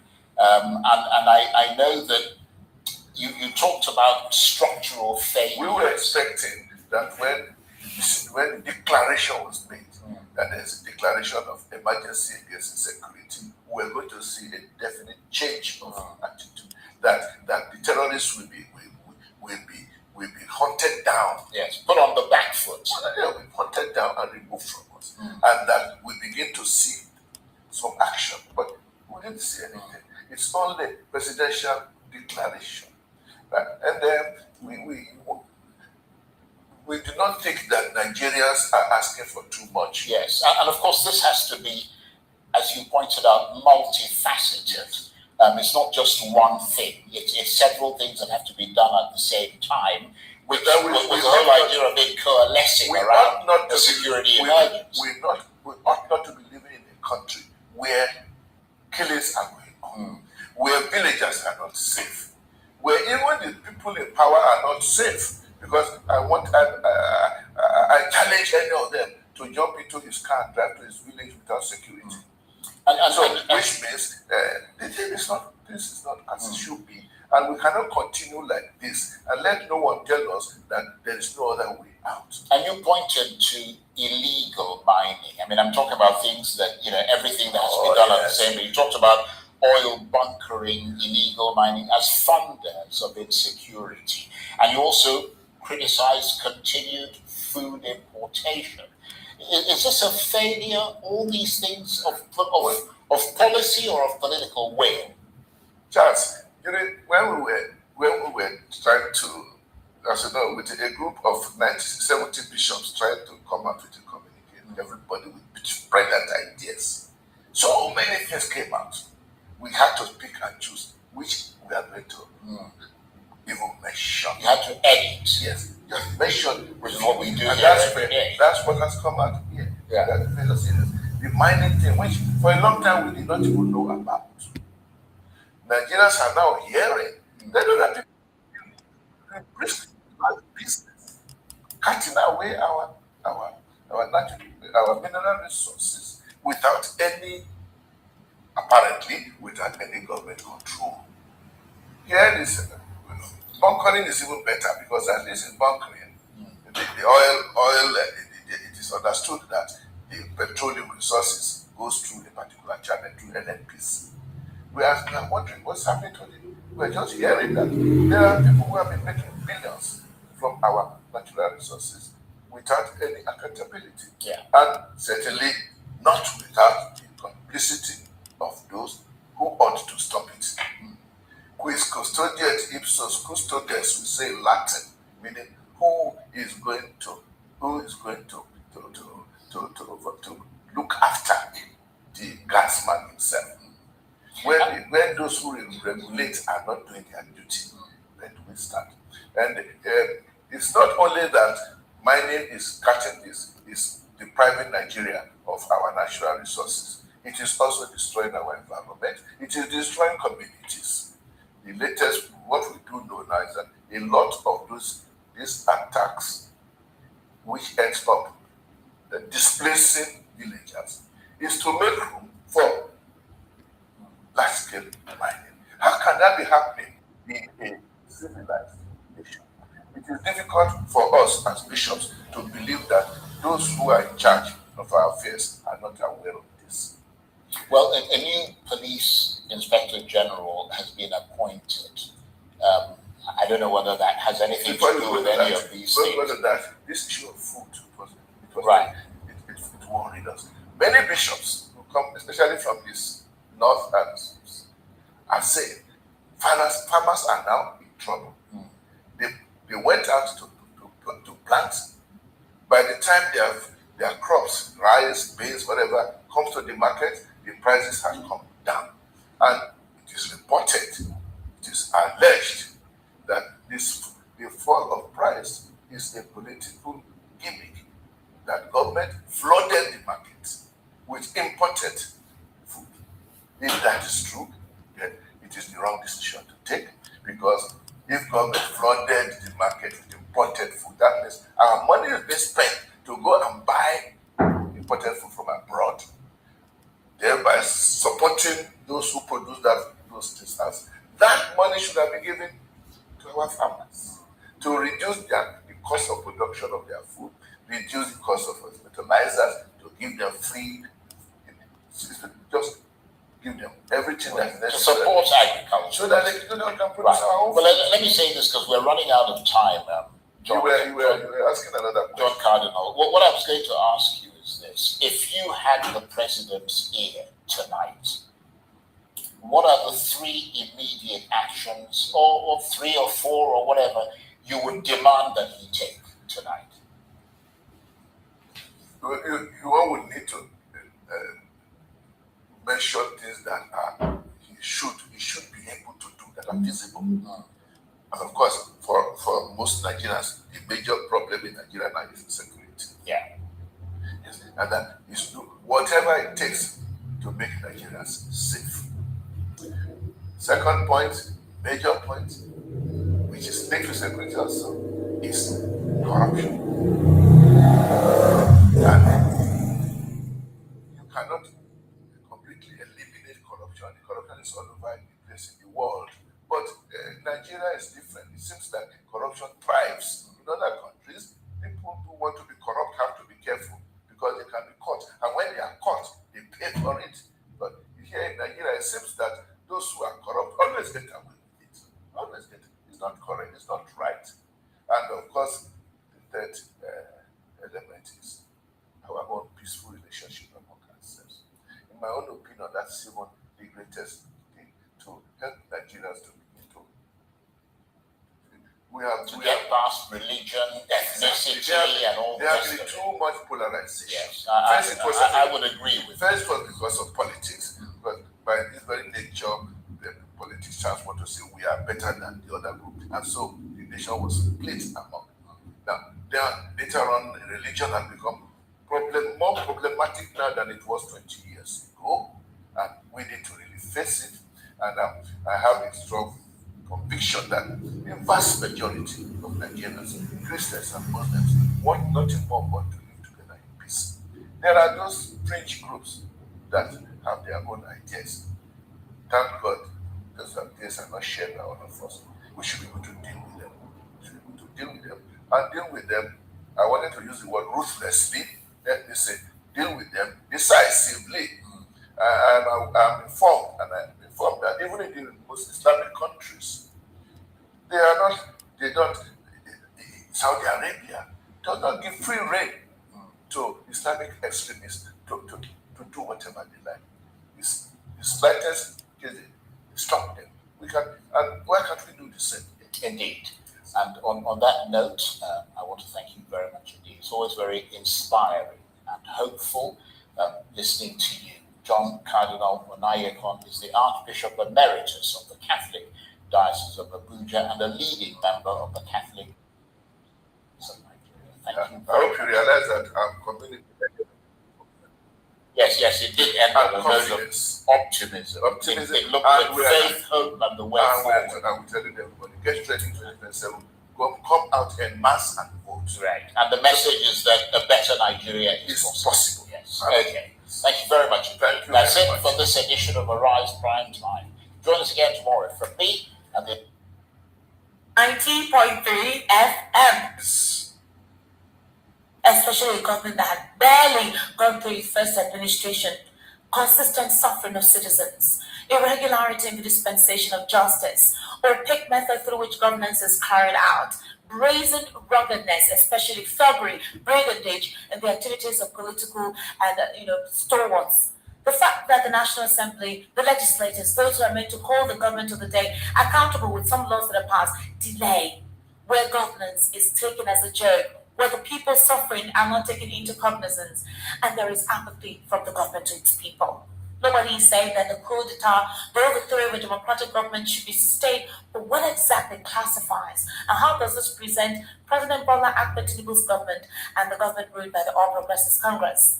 Throughout 2015 till 2023, Buhari's administration was riddled with corruption, insecurity, apathy, and the fact that there was nepotism, tribalism, brigandage in the sector, culminated to the protest that can never be forgotten up to now, which is the hashtag 2026 EndSARS protest. We saw how there was a reverberation of the polity, and the Nigerians, specifically the Nigerian youth, said, we can no longer continue like this. Then obviously SARS was supposedly disbanded, but the problem persisted. And now, in 2023, under Tinubu's administration, after the announcement of fuel subsidy was removed, Nigerians thought that the protest continues. Tribalism continues, brigandage continues, political thuggery continues unabated. Public officials seem to feel the discordant tunes in the polity. Nobody is punished for making divisive comments, specifically by supporters of the government, promoting such divisive statements, specifically dividing the polity. And the president has come out to say that he's not the one responsible for that. He's basically all about trying to secure the government of the day, speaking with the senators to please look for how they can implement state police and ensure that democracy thrives. Are we indeed going through a democratic dispensation? Is anyone allowed to call out the government without coloration from religious or tribal undertones? Now, the Trump administration declared Nigeria as a country of particular concern, saying that indeed insecurity was targeted against a religious group, terminate a Christian genocide. They have submitted their report asking the United States government, based on the recommendations presented, that Sharia law must be disbanded. And obviously, the Muslim ticket is not the choice that constitutes a democratic dispensation, considering that Nigeria is a secular country. Well, the Arawa has actually written and said that Sharia law cannot be removed because it is something that is adopted by certain factions of the country or certain segments in the country. As you do know, however, the president is being called to say that possibly it is the administration that invited the Trump government to supposedly shed a spotlight where these terrorists can be called out and the president will be exonerated. They were advised on the president to seek support, specifically in military intelligence and armaments, on different countries rather than focusing or relying on the United States of America. The president has sought connections with Brussels, Turkey, to not rely on America. But then there have been talks, whispers, that Nigeria is due for a division. Nigeria should supposedly look for which we can revert to a regional system of government. And there are talks that possibly if President Bola Ahmed Tinubu wins the 2027 elections, he may divide the country into 6 geopolitical zones. Is that going to be possible? Will that help the current situation in this country, considering the economic viability across the regions? The Southwest is considered the most vibrant, potent economic, dispensation in Nigeria's history. So far, this is the only economy that is vibrant. Other economies are actually still trying to survive. The South maybe. The North, not all the northern states are good. The Southeast is still struggling based on bad leadership, insecurity. And if indeed there is a division, specifically when it comes to restructuring, who would benefit from this? Okay, we're going to be looking importantly into this and basically other issues as the discourse continues. Barrister Nnamdi Kanu, good evening and thank you for joining us today. How are you? Esther. Welcome. How are you doing? I'm fine. How are you? I'm okay. And you? I'm okay. I'm fine. Not too happy. What is the reason? Well, things in the polity are not looking friendly. And things are very expensive, Barrister. My favorite soup that I cooked this weekend. You meant the one I gave you the money. You didn't give me the money. Okay. How about the shopping I did? You did not do any shopping. So what then will I do to make you happy? Have you done anything in the first place to make me happy? What would I do to make you happy? Because you need to be happy to do this job. I'm serious. Barrister, oil is very expensive. So expensive. Including stockfish. And that's a potent seasoning for oha soup. I don't find it funny during the weekend. I couldn't cook a big pot of soup because of that. Don't worry, I'll add more money this weekend. No, not that you will add more money. You've not brought money before, you will bring money now. No problem. I will write the check this evening. Check. I must write. It's just to transfer. No need to do check. In fact, your spirit is there. Darlington, everyone, thank you for joining us on the program today. Yes, baby. How are you? I'm okay. Thank God another Thursday is here. Yes, another Thursday is here. And with all the bad news. Really? Now, is there any sharing from those states to Abuja to Erufai to... In fact, this country is like one wicked evil spirit. I'm taking over Nigeria. We're hoping that this dark phase will pass. Alright? We're hoping that this dark phase will pass. I pray it does not swallow Nigeria. Don't worry. Let's look at the situation about possibly having 6 regions. Will that be better than what we have now? It will not. Why do you say so? Before you can even do anything with your state police and whatever, you must clear this insecurity. These terrorists must leave Nigeria. Before you can do such a thing, there must be a stable society. Yeah. When you practice those regional government, didn't you see how Nigeria was? There was peace in all the regions. Is that not true? At the time. Good. And with this peace now, you saw how the regional leaders were competing to develop. They were competing to develop. When Nnamdi Kanu established a UNN in 1960, 2 years after, University of Ife followed. Then that Ahmadu Zaria, you know, it's like a competition because there was peace in the land. But the situation you have today, where people don't want, in fact, where people don't like progress, Esther, would they allow you to make any progress? Do you think that when they see the Southwest making for, remember, when Jakonde established the rail line, which they have paid for to ease the transportation problem in Lagos. That was the year Buhari and Idiagbon took over, and they cancelled the contract. Years later, when they asked, he said yes, so that Lagos will not be developed more than Kano. You can imagine. So these are the issues. There are people that don't want to see you make progress. They will never allow you to make. They want you to remain where they are. This is why some of us have been saying this union is not working.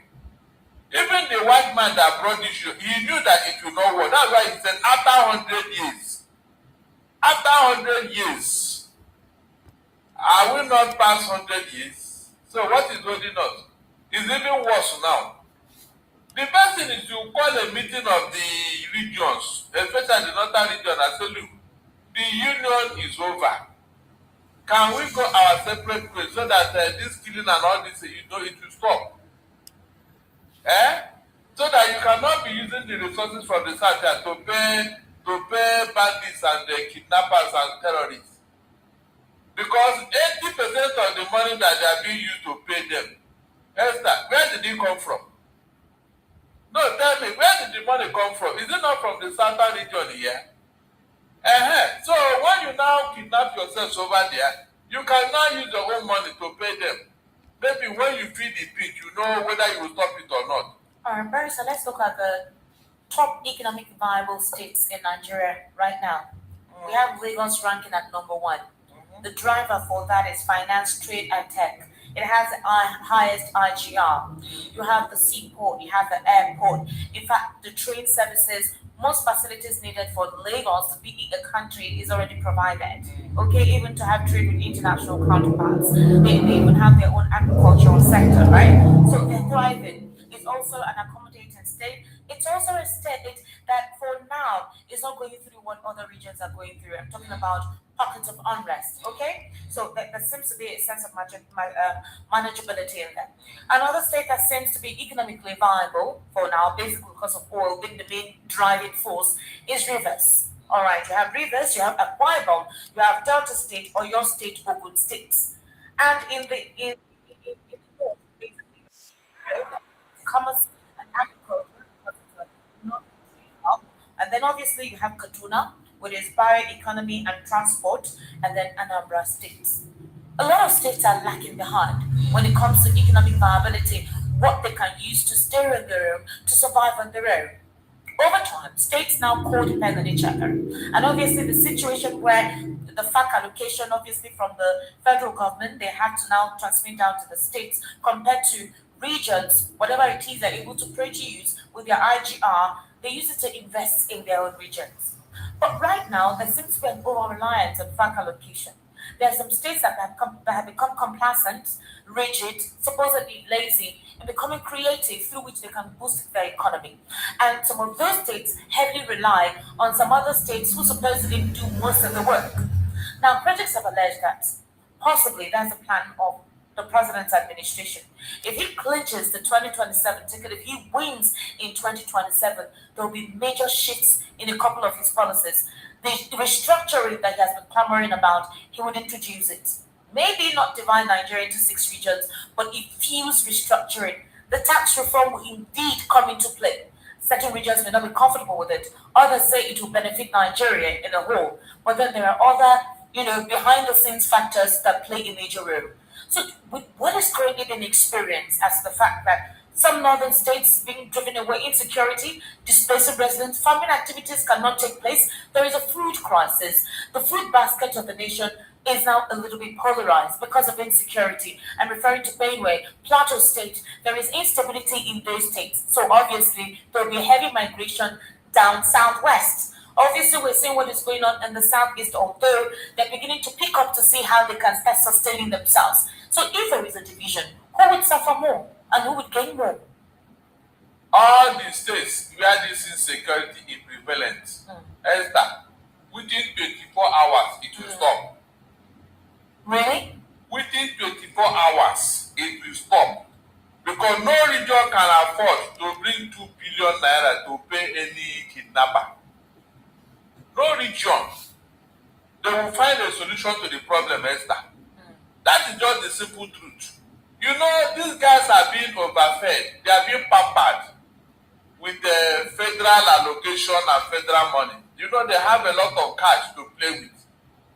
If you go regional, Esther, no region will allow 210 trillion to be missing from their treasury. It's not possible. I mean, you know that, I know that, everybody knows that. No region will allow such an amount of money to just disappear like that for whatever reason. Esther, no region will allow insecurity to last for 24 hours within there. What are you telling me? They will go all out and round up the culprits. But because of this so-called federal whatever, people are doing whatever they like. You now brought terrorists from the north. Say they are your cousins, they are your nephews, they are your this and that. And they came in here and they are feeding fat on our resources. You are using our money to pay them. To pay them. And you know where this money is coming from. So if they are the one working out this money, they will not make that mistake. Esther, they will never make that mistake. So there is every reason for us to interrogate this union. Because it has not been beneficial to everybody. No, it has not. We need to interrogate this union. It's very important. Before we kill ourselves, because this thing may get to a head where everybody will not carry gun. And you will not blame anybody. We need to interrogate this union. There are people who like violence. There are people who like terrorism. They can go and do their terrorism wherever they want to go and do it. And leave us alone. I told you the story of Iraq and Iran. It is because of the violent prone Iran that Iraq had to ask them to leave their listen. They were together before. Go and check their history. So there are people that terrorism is in their DNA. And that no matter what you do, they will never change. It's in their blood. So how do you live with such a person and you expect to make progress? It is not possible. We should begin to tinker with this union. We don't need to go into another war. No, we don't need to. All we need to have a discussion.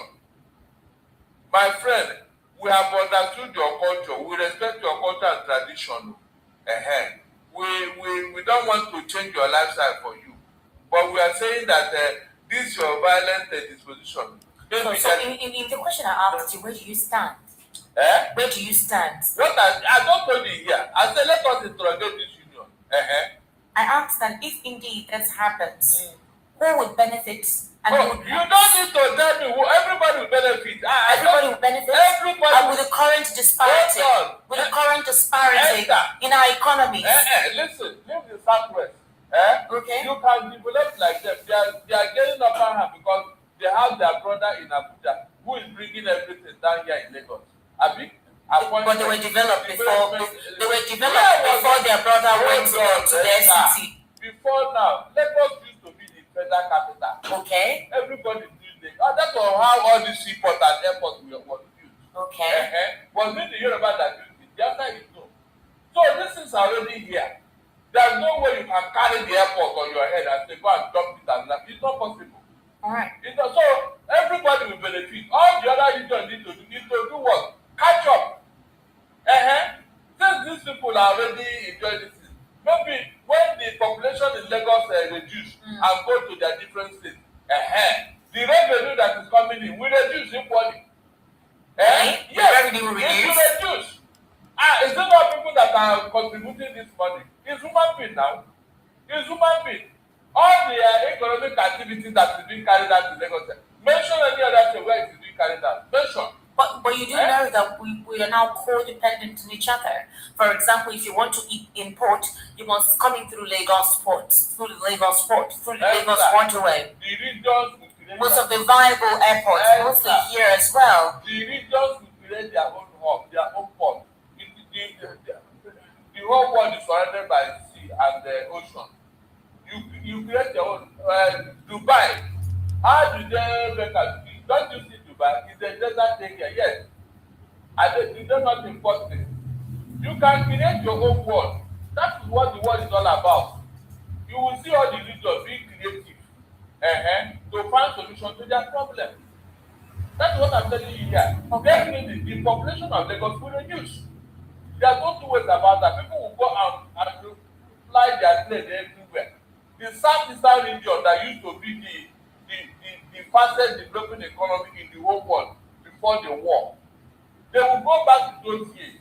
Are you sure? Yes. With complaints about the kind of leaders in charge now. Esther, those leaders, we are talking of federal. Now, there will not tribalism. He's your own leader. He came from he's your own leader. They won't even have any business. They won't have difficulty in ruling their people because they came from among them. You can assess your leader. He knows the problem of his people more than any other person. And nobody, no group of people will allow their leader to shortchange them or to steal 210 trillion. You know it can never happen. And so they will have enough money to develop.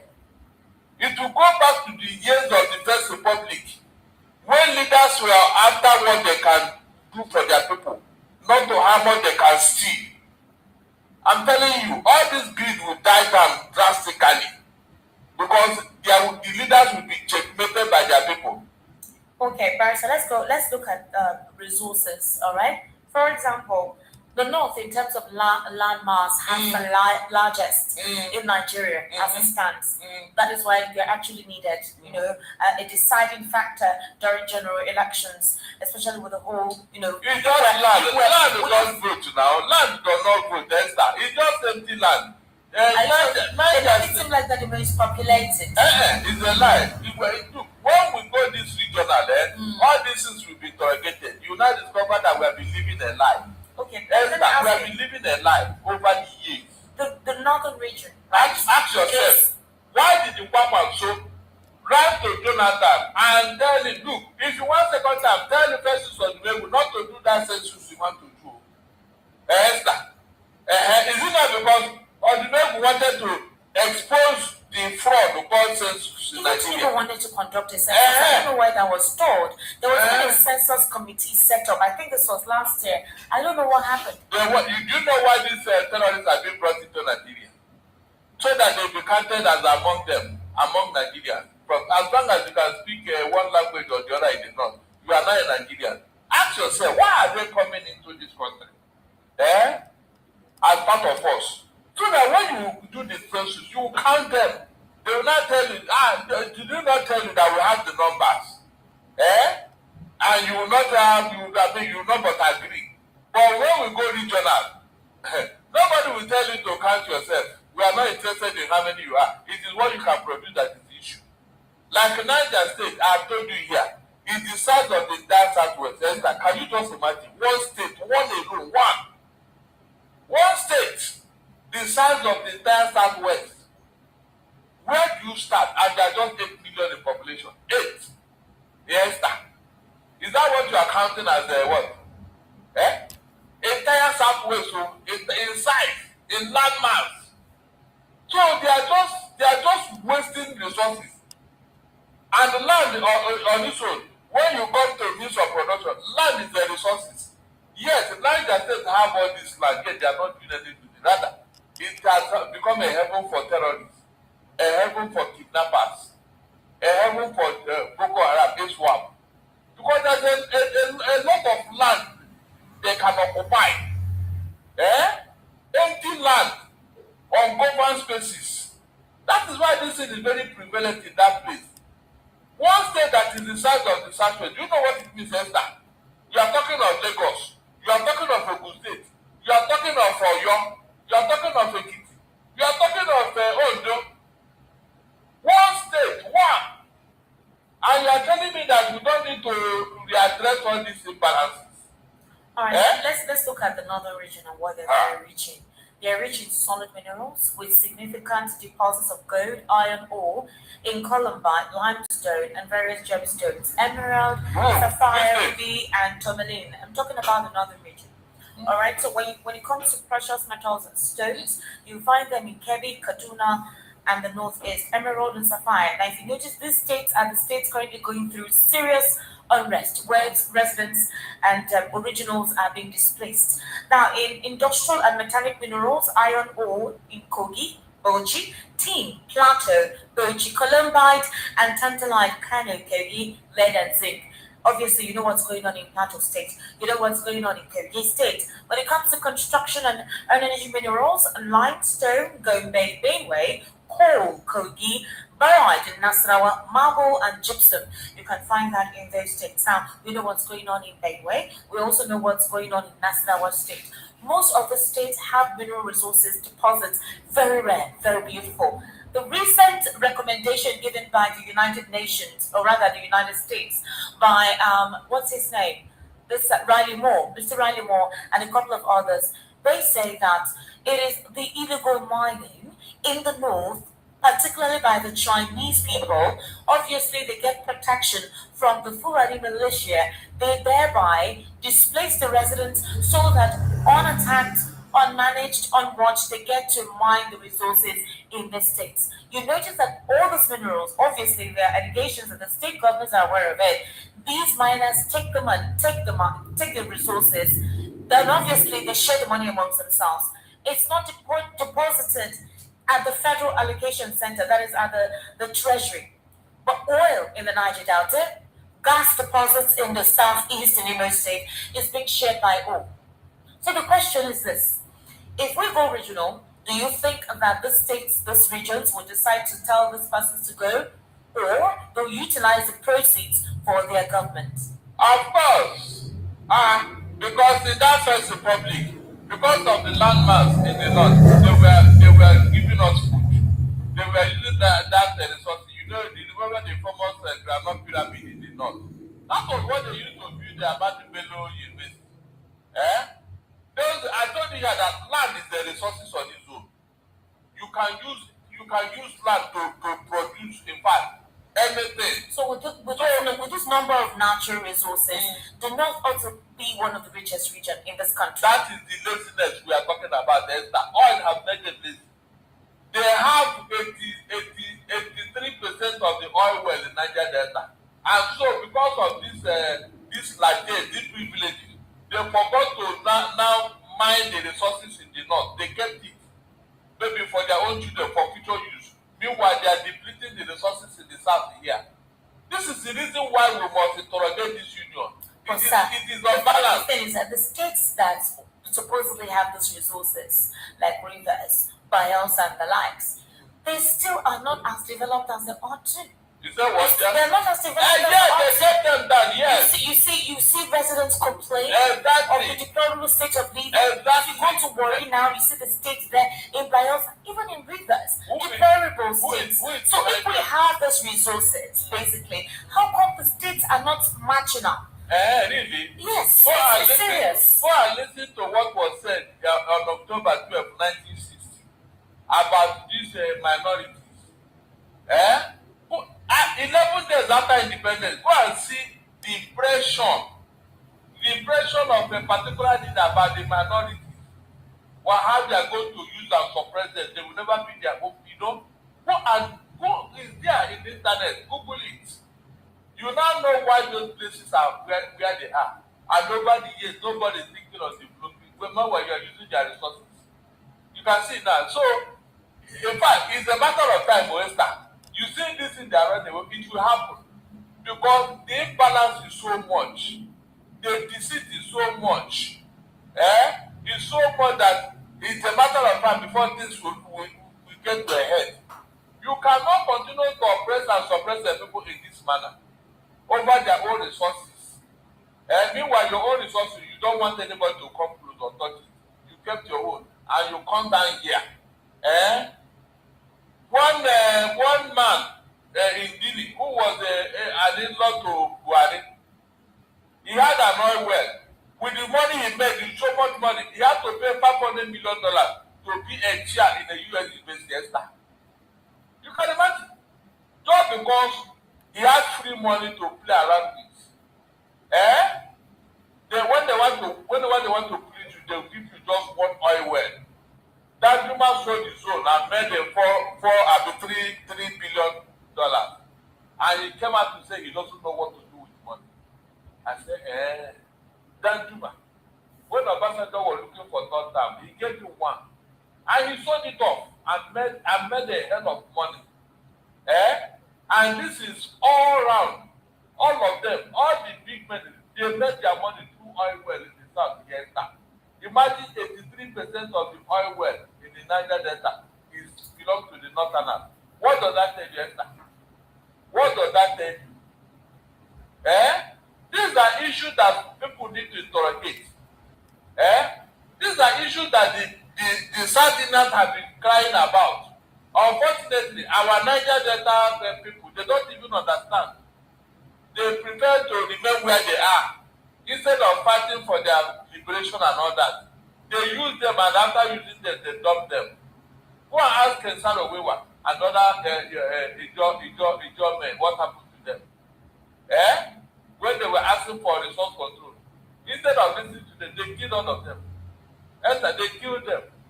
And their people have not learned any lesson. So when the Igbo man is agitating through Biafra, there is a point they are making here.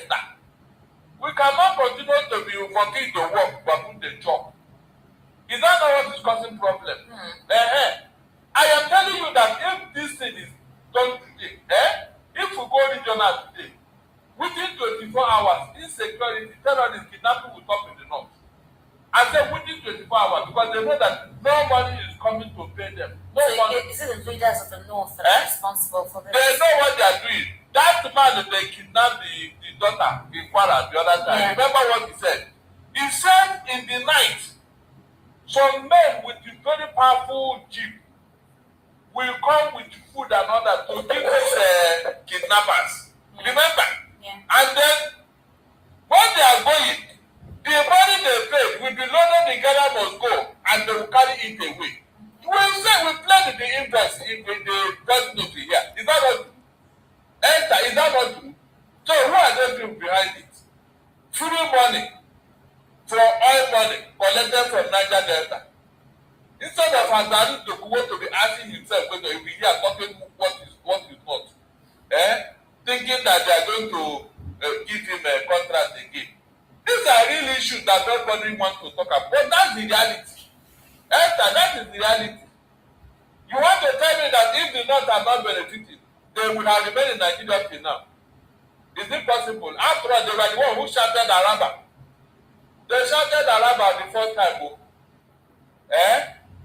So what are you telling me? You mean this thing should continue like this? It will not do. Esther, if we don't do it, our children will do it. I'm not doing it. Our children will definitely do it. We can't continue like this. Last year, Indine pulled no punches when he delivered a withering criticism of this administration. Obviously, he's also in the administration too. He accused the administration of being lax in its approach to the country's mounting economic and security problems. And as he sees it, the real reason why the administration appears insensitive to the plight of the average Nigerian is because it has been fenced off and caged off by kakistocrats and kleptocrats. Accordingly, according to him, he said, the solution is for the president to wake up, open his doors, and meet those who will tell him the truth. He's saying that people around the president are not telling him the truth, and that the president is still asleep. But others believe that the president is not asleep, that the president very well knows what he is doing. There have been accusations in some quarters that the whole country of particular concern may have been actually promoted by the government of the day. In order not to offend some northern persons, they had to deploy the US tactics with the increasing spate of insecurity. The president has required ever since the country of particular concern designation. He has not addressed Nigeria, especially after the 2025 December 25th bomb blast.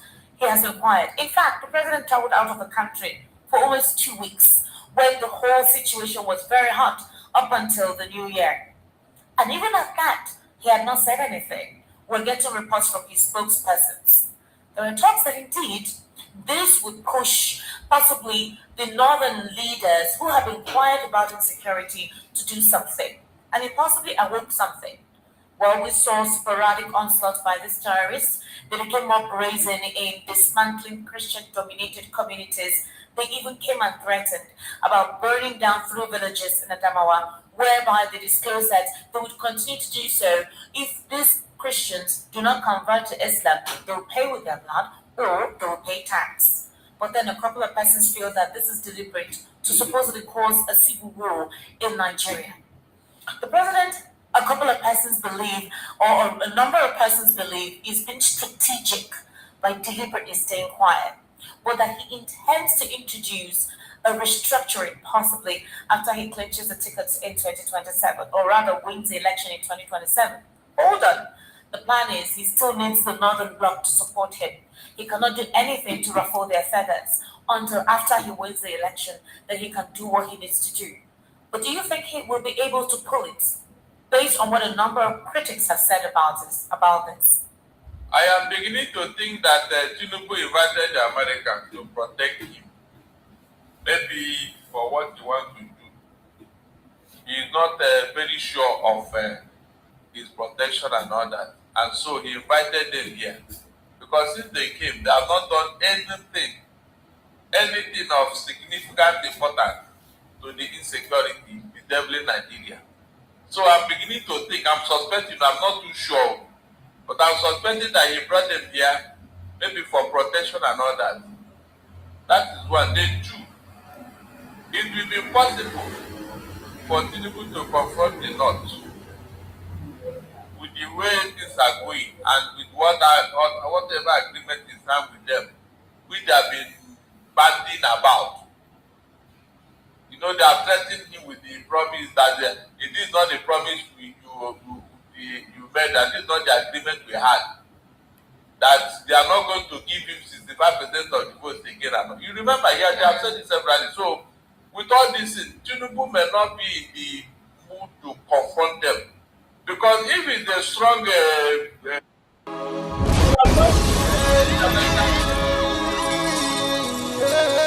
This is from Biafra's Got Talent.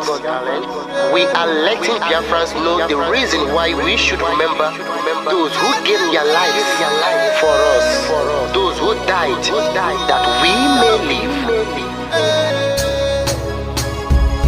You died to end my suffering. You died fighting for my freedom. Your blood is the seed of redemption. You are my inspiration. The deed no wrong, but them military shots at them. 67 to 70, we remember them. 2016, 38 May, memory still lives in our mind till today. Wonder why they refuse to publish